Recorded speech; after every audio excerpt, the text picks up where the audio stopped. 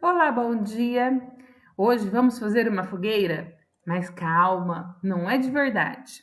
Hoje, segunda-feira, dia 21/6, vamos fazer a atividade A Fogueira. Entregue à criança a folha com a figura para fazermos a fogueira pré-montada, né? Molhe a mãozinha da criança com tinta vermelha e carimbe-as na folha, como no exemplo abaixo.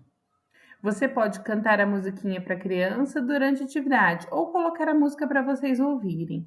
A imagem da fogueira que tem na folha de vocês é essa. Na verdade, eu acredito que a parte dos pauzinhos está um pouquinho diferente, a minha apostila da de vocês, mas a atividade é a mesma, tá bom? Carimba a mãozinha da criança com tinta guache em cima, formando uma fogueira. Um grande beijo, espero que vocês se lambuzem e até a próxima atividade.